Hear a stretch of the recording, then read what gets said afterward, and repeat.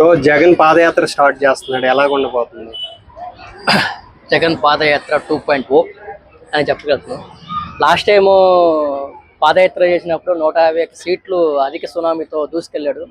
So last time 2024లో ఒక కూటమి వల్ల పరాజయానికి గురయ్యాడు. సో 2029 ఎలక్షన్లో జగన్ 2.0 పాదయాత్ర స్టార్ట్ చేయబోతున్నాడు. ఖచ్చితంగా భారీ మెజార్టీతో, అది కూటమి అయినా సరే సింగిల్గా వచ్చినా సరే భారీ మెజార్టీతో గెలుస్తారని అనుకుంటాను. ఎందుకంటే జగన్ గారు చేసిన ప్రతి స్కీము ప్రతి పల్లెల్లో ప్రతి ఒక్కరికి తెలుసు. ఈ స్కీమ్కి ఇలా లబ్ధి పొందాము, ఇలా వచ్చింది అని ప్రతి ఒక్కరు తెలుసు. కాకపోతే లాస్ట్ టైము ఒక కూటమి వల్ల, ఒక పవన్ కళ్యాణ్ ఎఫెక్ట్ వాళ్ళ వల్ల ఆ పార్టీలో ఉన్న నెగిటివ్ వల్ల ఓడిపోయింది. కానీ ఈ పాదయాత్ర వల్ల చెప్తున్నాను కదా, అధిక సునామీతో దూసుకెళ్ళిపోతుంది. 2029 ఎబో 200 సీట్ పైగా వస్తుంది. సీట్లు కూడా పెరిగే అవకాశం ఉంది కదా, 230 ఎబో సీట్లు వచ్చే అవకాశం ఉంది.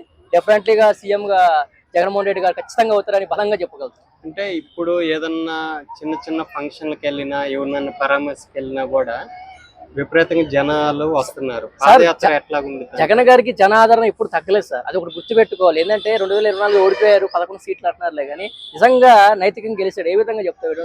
జగన్ గారికి వచ్చింది 1,23,00,000 ఓట్ల పరంగా మాట్లాడుకుంటే, అటుపక్క వచ్చింది 1,60,00,000 2 లక్షల ఓట్లు, డిఫరెన్స్ 40 లక్షల ఓట్లు. అది గుర్తుపెట్టుకోవాలి. 2019 ఎలక్షన్లో వచ్చింది తక్కువ ఓట్లు, ఈ 2024 వచ్చిన ఓట్లు ఎక్కువ ఓట్లు, ఒక 2% 3% పెరిగింది. కానీ ఎమ్మెల్యేల పరంగా ఓడిపోయాడు. అది రీజన్ ఏంటంటే ఎమ్మెల్యేలుగా జనసేన పవన్ కళ్యాణ్ ఎఫెక్ట్ వల్ల నియోజకవర్గంలో గ్రామాలు ఉంటాయి కదా, అక్కడ ఓట్లు దగ్గర 1,500 ఓట్లు, 2,000 ఓట్లు, 3,000 ఓట్లు, 5,000 ఓట్ల దాకా అట్లా చీలిపోయి జగన్ గారికి ఇంపాక్ట్ అనేది తప్ప జగన్ గారు నైతికంగా గెలిచిపోయారు. అంటే మళ్ళీ లోకేష్ సీఎం చేస్తారంటున్నారు. ఎలక్షన్స్ టైంకి వచ్చేసరికి Jagan versus Nara Lokesh Lokesh not suitable for the Jaganmohan Reddy sir.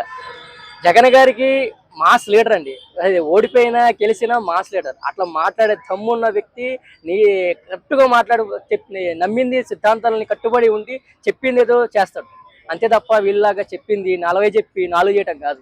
ఆయన చెప్పింది నవరత్నాలే స్థాపించాడు, వాటిని అవలంబించాడు. టీడీపీలో చాలా మంది ఏమంటున్నారంటే నెక్స్ట్ సీఎం క్యాండిడేట్ లోకేష్ అని భావిస్తున్నారు.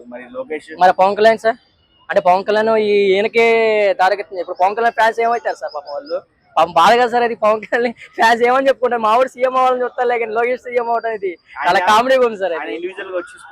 సార్ ఇక్కడ ఏంటంటే పవన్ కళ్యాణ్ గారికి హ్యాపీ, ఎందుకంటే డిప్యూటీ సీఎం ఉంది, నెక్స్ట్ ఒక 10 సీట్లు ఎంత ఇస్తారు ఆయన వరకు పైన ఉన్న వాళ్ళకి. కానీ కింద ఉన్న కార్యకర్తలు ఉంటారు సార్, ఏ కార్యకర్త అయినా నిఖాసుగా పనిచేస్తారు, టీడీపీ అయినా జనసేన అయినా వైఎస్ఆర్సీపీ అయినా. కానీ నాయకులే దొంగలే, కానీ కార్యకర్తలు మాత్రం నిజాయితీగా పనిచేస్తారు. ఇక్కడ ఎవరు అందరూ బాగానే ఉన్నారు, నాయకులు బాగానే ఉన్నారు, సీఎం గారు డిప్యూటీ సీఎం గారు బాగానే ఉన్నారు, లోకేష్ గారు అందరూ బాగున్నారు. కింద కార్యకర్తలు ఒక్కరి చిన్న పదవి ఇవ్వడానికి వెనక డబ్బు ఇచ్చిన వాడికే పదవులు ఇస్తున్నారు. కష్టపడి చేసిన కార్యకర్తకి ఒక్కరు కూడా న్యాయం చేయలేకపోతున్నారు. ఈసారి జగన్ నవరత్నాలు చూశారు, టీడీపీ సూపర్ 6 చూశారు.